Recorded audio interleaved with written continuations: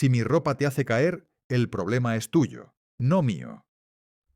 La frase suena segura, valiente y hasta justa. En una cultura que idolatra la autoexpresión sin límites, estas palabras se repiten como si fueran una verdad absoluta. Se publican, se celebran y se defienden con orgullo. Pero aquí está la pregunta incómoda que casi nadie quiere enfrentar. ¿Esto es libertad o es una verdad incompleta que solo sirve para calmar la conciencia y evitar la autoevaluación? Vivimos en una época donde cuestionar estas ideas se considera ataque y reflexionar con profundidad se confunde con intolerancia. Por eso esta frase funciona tan bien, porque transfiere toda la responsabilidad al otro y nos libra de mirar el corazón propio. Pero el Evangelio de Jesucristo nunca ha sido cómodo, nunca ha sido superficial y jamás ha enseñado que la responsabilidad moral se puede repartir de forma conveniente. Sí, cada persona es responsable de su propio pecado. Nadie puede justificar la lujuria culpando a otros. Pero corregir un error no autoriza a crear otro.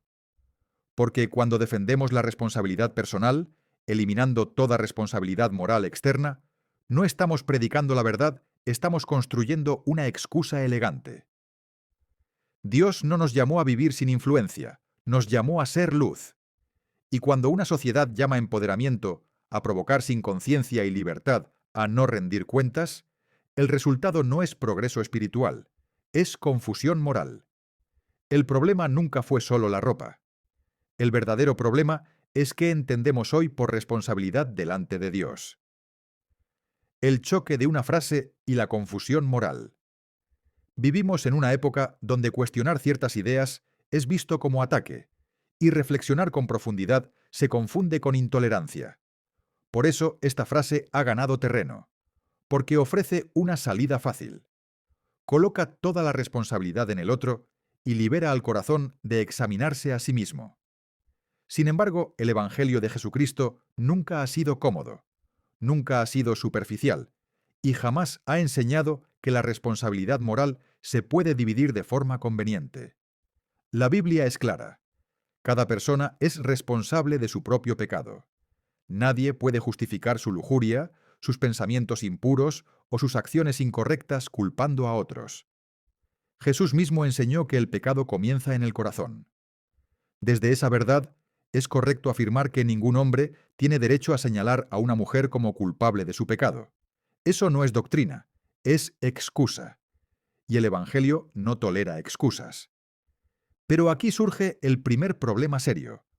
Corregir un error no justifica caer en otro.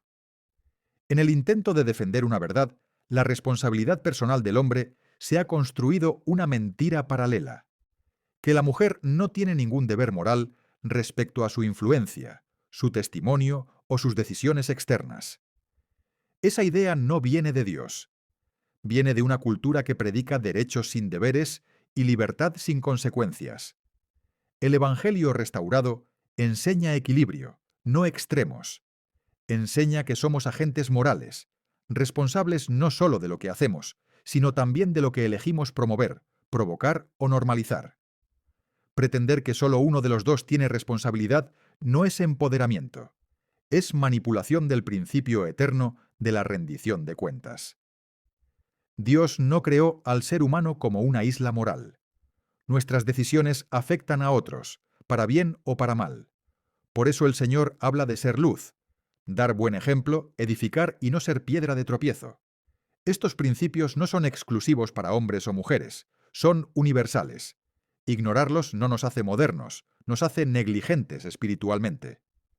La frase "si te hace caer" es "tu problema parece valiente", pero evita una pregunta más profunda y peligrosa. ¿Qué dice mi elección sobre mi corazón?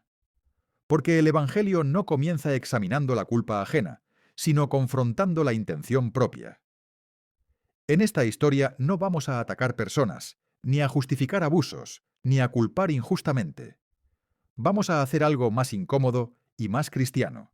Volver a los principios eternos, esos que no cambian con la moda ni con la presión social. Y para hacerlo, primero debemos entender que el problema no es la conversación sobre la ropa, sino la confusión sobre la responsabilidad espiritual. porque cuando se elimina la responsabilidad personal en nombre de la libertad, lo que se pierde no es la modestia, sino el discernimiento. Pero algo deja claro el Evangelio de Jesucristo, es que nadie peca por accidente. El pecado no es una reacción inevitable a lo que vemos, es una decisión del corazón. Por eso, cualquier hombre que intente justificar su lujuria diciendo que ella me provocó, ya ha perdido la batalla espiritual antes de comenzar. Cristo fue directo y radical. Cualquiera que mira a una mujer para codiciarla, ya adulteró con ella en su corazón. No dijo si ella se viste de cierta manera. Dijo el que mira, la responsabilidad es personal, intransferible y total. Desde la perspectiva del Evangelio restaurado, el hombre es llamado a ser dueño de sus pensamientos, no esclavo de sus impulsos. Posee albedrío, conciencia y el poder del arrepentimiento. Dios nunca aceptará como excusa el entorno, la cultura o la vestimenta ajena. Cada hombre comparecerá ante él para responder por lo que permitió crecer en su mente y en su corazón. Esa verdad es firme, clara y no se negocia. Pero aquí es donde muchos detienen el análisis y cometen otro error. Porque el hecho de que el hombre sea plenamente responsable de su pecado no elimina la responsabilidad moral de la mujer sobre su testimonio. El Evangelio no funciona por compensaciones. Si tú eres responsable, yo quedo libre. Dios no enseña eso. Él enseña mayordomía. Y toda mayordomía implica influencia. Las Escrituras y los profetas modernos enseñan que la mujer no es un ser pasivo ni irrelevante en el plan de Dios. Al contrario, se le ha confiado un poder profundo, el poder de influir, de edificar, de elevar o de confundir. Fingir que ese poder no existe no es humildad, es negar la realidad espiritual. Cada hija de Dios comunica algo con sus palabras, sus actitudes y también con su manera de presentarse. Aquí es donde la conversación se vuelve incómoda, porque rompe con la narrativa popular. Reconocer la influencia no es lo mismo que aceptar culpa por el pecado ajeno. Son cosas distintas. Una mujer no responde por la lujuria del hombre, pero sí responde ante Dios por la intención de su propio corazón. La pregunta no es ¿qué hizo él con lo que vio?, sino ¿qué quise yo expresar con lo que mostré? El Evangelio restaurado enseña que el cuerpo no es un objeto, sino un don sagrado, un templo. Y los templos no se diseñan para provocar miradas, sino para invitar a la reverencia. Cuando una mujer comprende su valor eterno, entiende que no necesita exhibirse para ser vista, ni provocar para ser validada. Su identidad no depende de la reacción ajena, sino de su relación con Dios. El mundo enseña, no es tu problema. Cristo te enseña a examinarte a ti mismo. Y esa es la diferencia entre una libertad superficial y una libertad verdadera. La primera evita la responsabilidad. La segunda la abraza con amor y madurez espiritual. Aquí no se trata de controlar cuerpos, sino de alinear corazones. Porque cuando el corazón está alineado con Cristo, las decisiones externas dejan de ser una lucha y se convierten en un reflejo natural de quien gobierna el alma. Para muchos la palabra modestia provoca rechazo inmediato. Se asocia con control, represión o pérdida de libertad. Pero esa reacción no nace de la doctrina de Cristo, sino de una caricatura cultural. El Evangelio restaurado nunca ha enseñado modestia como opresión, la ha enseñado como expresión de identidad. Cuando se entiende correctamente, la modestia no limita el valor de la mujer, lo revela. Dios no llama a sus hijas a esconderse, sino a reconocer quiénes son. La mujer no fue creada para competir por atención ni para medir su valor en miradas. Fue creada para influir con luz, dignidad y poder espiritual. La modestia, entonces, no es una regla externa impuesta, sino una consecuencia interna de saberse hija de un rey. Cuando la identidad está clara, la necesidad de exhibición desaparece. El problema surge cuando la cultura redefine el valor femenino y lo reduce al impacto visual. El mensaje es sutil pero constante. Si no muestras, no existes. Si no provocas, no vales. Y sin darse cuenta, muchas mujeres cambian de dignidad por validación, propósito por aprobación momentánea. Lo que se presenta como libertad termina siendo una nueva forma de esclavitud. la dependencia emocional de la reacción ajena. Aquí el descaro se disfraza de valentía. Se celebra como autenticidad lo que en realidad es hambre de reconocimiento. Pero el Evangelio expone esa mentira con claridad. Lo que domina el corazón termina gobernando las decisiones. Cuando el corazón ama más la atención que la obediencia, el cuerpo se convierte en herramienta, no en templo, y eso nunca trae paz. Decir que la modestia no importa es negar el poder de la feminidad. Una mujer no necesita enseñar el cuerpo para ser vista, escuchada o respetada.